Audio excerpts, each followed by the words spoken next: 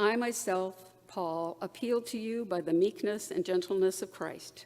I, who am humble when face to face with you, but bold towards you when I am away. I ask that when I am present, I need not show boldness by daring to oppose those who think we are acting according to human standards. Indeed, we live as human beings, but we do not wage war according to human standards. For the weapons of our warfare are not merely human, but they have divine power to destroy strongholds.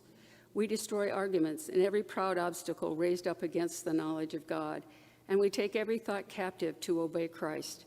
We are ready to punish every disobedience when your obedience is complete.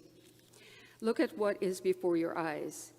If you are confident that you belong to Christ, remind yourself of this, that just as you belong to Christ, so also do we. Now, even if I boast a little too much of our authority, which the Lord gave for building you up and not for tearing you down, I will not be ashamed of it. I do not want to seem as though I am trying to frighten you with my letters. For they say, his letters are weighty and strong, but his bodily presence is weak and his speech contemptible.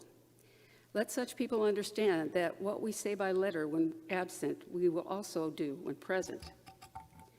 We do not dare to classify or compare ourselves with some of those who commend themselves.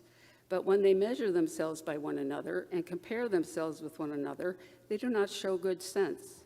We, however, will not boast beyond limits, but will keep within the field that God has assigned to us, to reach out even as far as you. For we were not overstepping our limits when we reached you. We were the first to come all the way to you with the good news of Christ. We do not boast beyond limits, that is, in the labors of others. But our hope is in that as your faith increases, our sphere of action among you may be greatly enlarged, so that we may proclaim the good news in lands beyond you without boasting of work already done in someone else's sphere of action.